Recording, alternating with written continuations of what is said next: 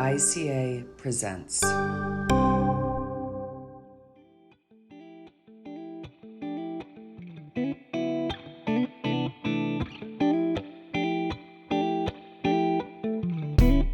Hi there, and welcome to Feminist Networks in the Conjuncture, a podcast brought to you by the International Communication Association Podcast Network. My name is Sarah Banet-Weiser, and I am a joint professor in the Annenberg School of Communication at the University of Pennsylvania and the Annenberg School of Communication and Journalism at the University of Southern California. Over the course of this podcast series, I've been talking to feminist scholars about our current moment of social crisis and asking them to think through with me what this crisis means for feminism and the possibility for social change. Today, I am honored and thrilled to have my friend and colleague, Sarah Jackson from the Annenberg School for Communication at the University of Pennsylvania, to talk to me about the place of care in the academy. Sarah and I talked about how we would like to embrace a feminist ethics of care in our academic community and what it might mean and how it might allow us to reimagine what academia might be.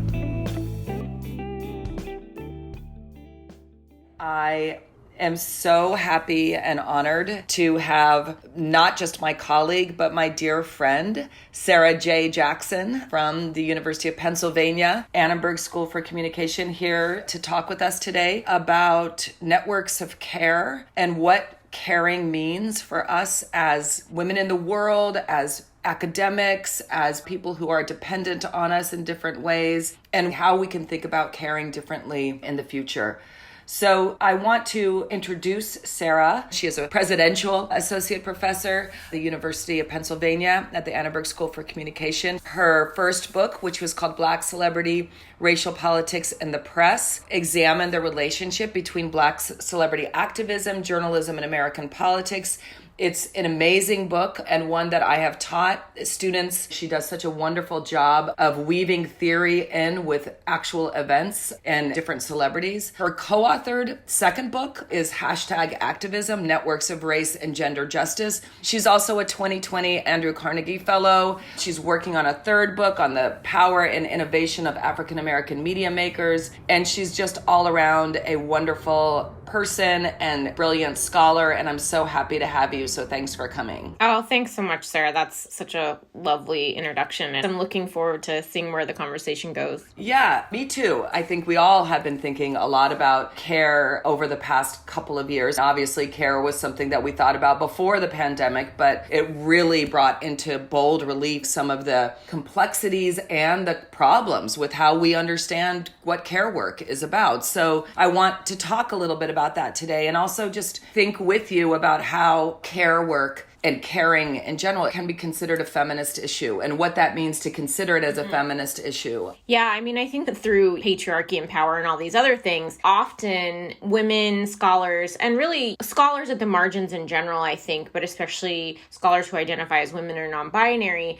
are doing a disproportionate amount of care work in their personal and home lives. We have tons of data that backs that up. We know that as a fact. But at the same time, the norms of academia suggest that it's not professional to talk about or reveal those kinds of work, because that kind of work is seen as lesser than, because it's feminized or because it's personalized as a family problem or family issue. I agree with you that the pandemic drove this home, but this is certainly a pre-existing issue and will continue until we change the framing of what we talk about and how we structure and understand labor, and feminized labor in particular in academia. I think you're right that what is needed is a broad scale reframing and reimagining of how care should be valued as work. And I think care work can be compared to the well-documented statistics of service work in the academy, where people who identify as women and scholars of color do such a vast disproportion of the service work. And it's not just committee work.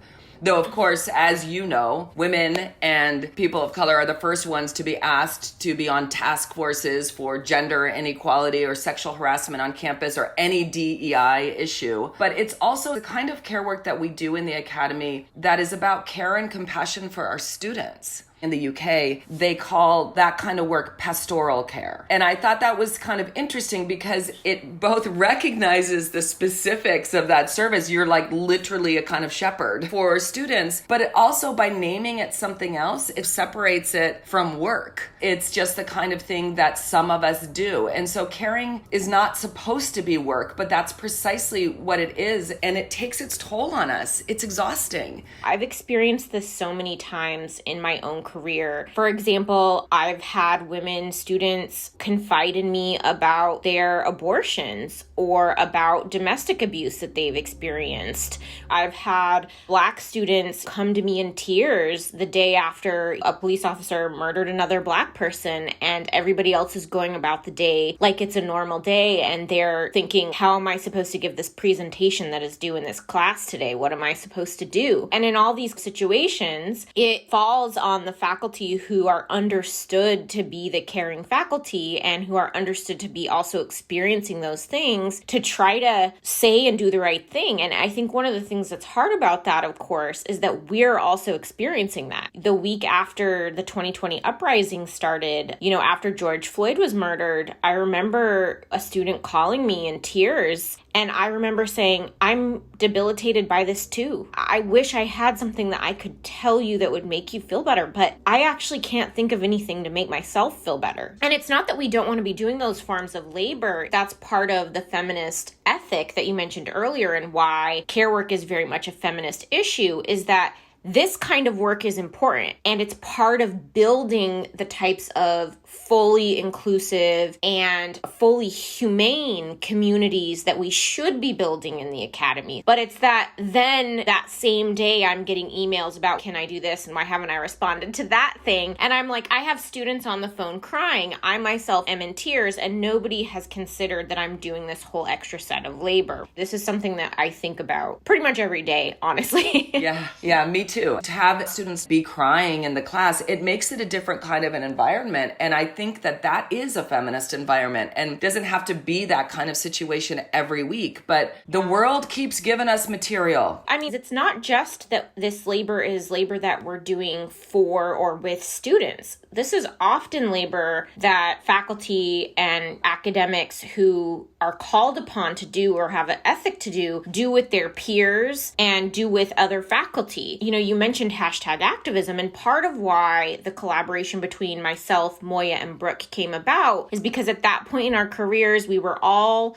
junior, we were all at the same institution, and we each found ourselves isolated from spaces that had feminist politics in our individual spaces, and we came together and decided to start a feminist writing group for junior faculty at that institution. This is a safe and confidential space where we can also talk about the sort of heinous things that happen sometimes in academia. We included others and invited others into that space so that folks felt that their work was valid, felt their experiences were valid. They could bring their whole selves and they could cry during the check-in before we got to our quiet writing. Faculty at the margins are doing that kind of labor all the time, creating our own spaces, creating informal mentorship networks. I'm really glad that you shared that story, because I don't think I knew that about you and Moya and Brooke and how you came together to write this book. And writing collaboratively is not often rewarded by the university. And by the way, Sarah, many people said, don't write a collaborative book, just focus on your individual things. And this is another example of where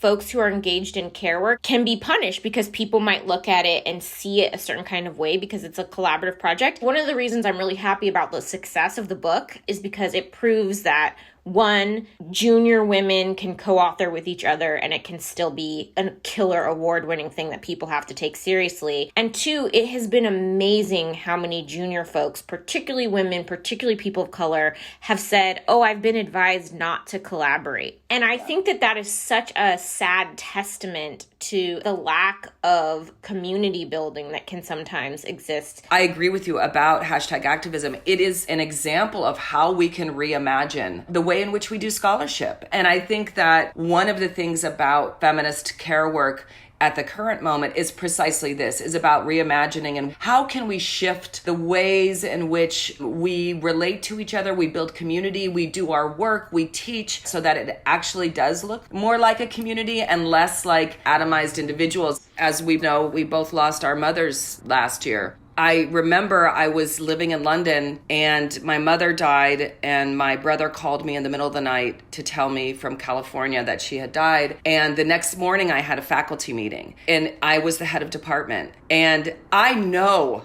I have colleagues who would have said, Sarah, don't do this. But it didn't even occur to me like I had that choice. And of course, it was a total disaster because sometimes it's just too much to bear. I just began sobbing immediately. Sarah, I remember you telling me this story and I just was like, why did you do that?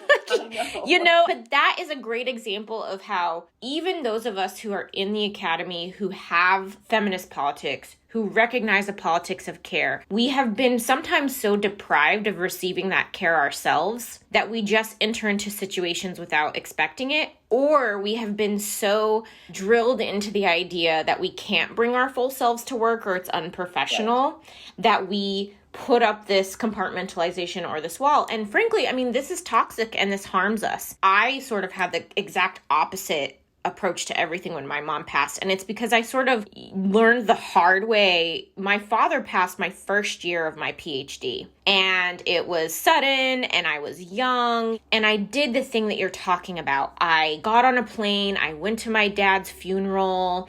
I compartmentalized my grief. I pulled it together and I went back to my political communication class to talk about Kant or whatever we were talking about the day after the funeral. And I didn't even tell anyone that my father died. I had lived a life as a marginalized person, as a Black woman, as a first-generation college student, as someone who grew up low income. I had lived a life that had taught me that in order to be taken seriously in these spaces and survive in these spaces, I just couldn't acknowledge my humanity. And I had an awesome advisor. Catherine Squires was my advisor. She's amazing. She's one of the most caring scholars that I've ever known. And it wasn't until years later that Catherine actually said to me that she heard from someone else that my father died, and she was just heartbroken that I hadn't told her myself and that I hadn't been in a place where I could ask for support that she wanted to provide me as my advisor. And so this past year when my mother died, I just threw caution to the wind. Part of that may be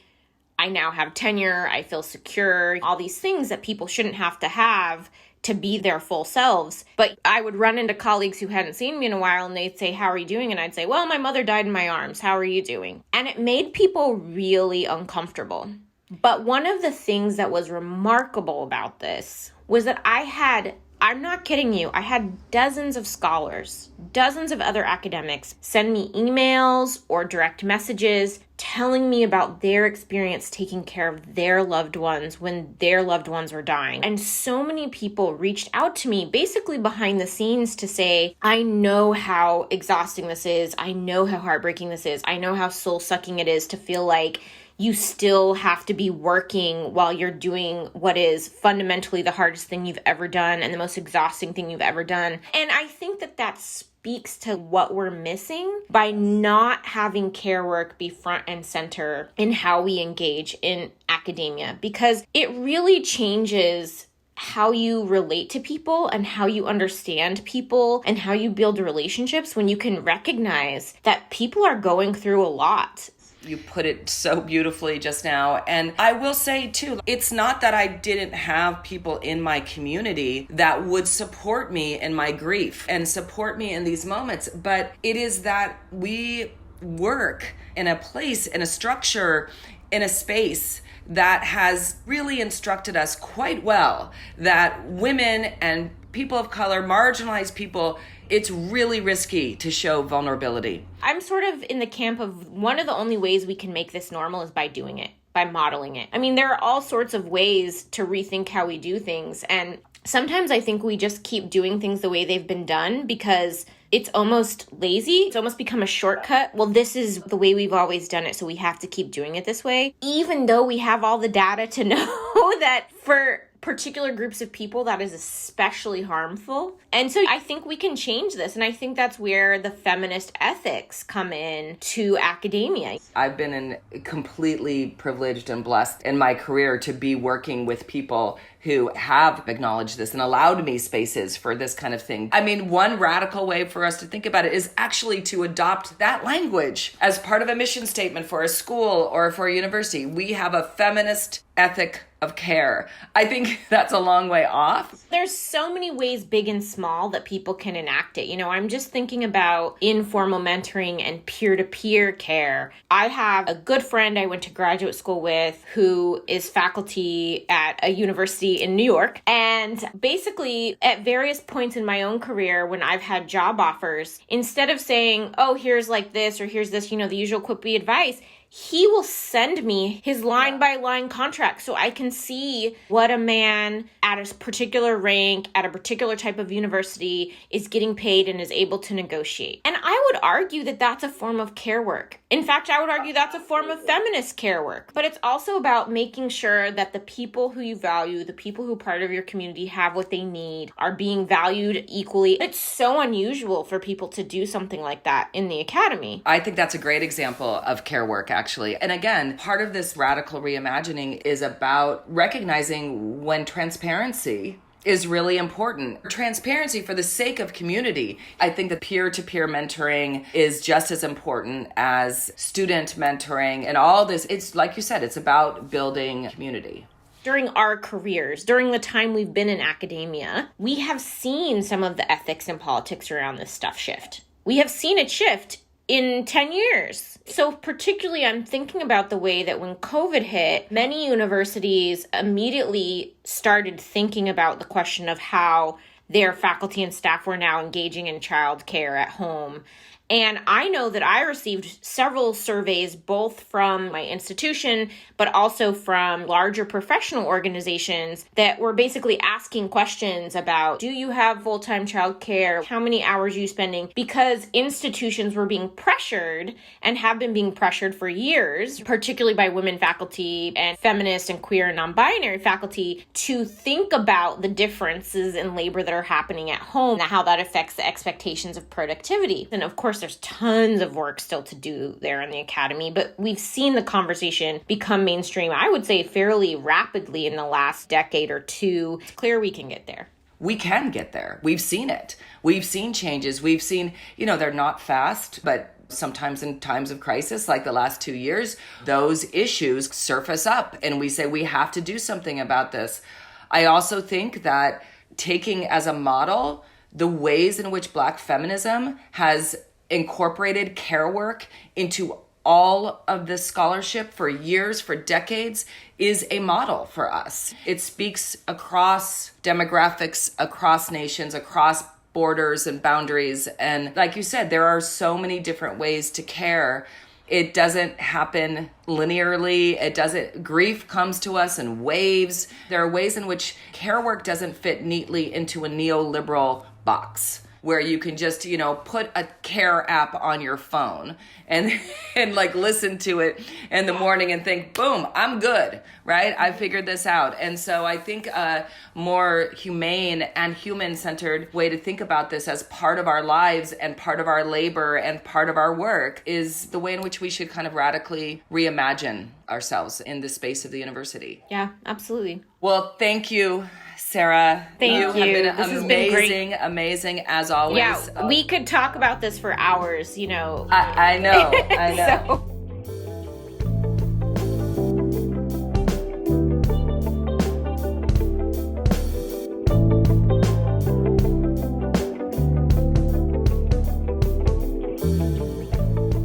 Feminist Networks in the Conjuncture is a production of the International Communication Association Podcast Network. This podcast series is brought to you by the Annenberg Center for Collaborative Communication, established as a joint effort between the Annenberg Schools of Communication at the University of Pennsylvania and the University of Southern California. Our producers are Lucia Barnum and Joe Lampert.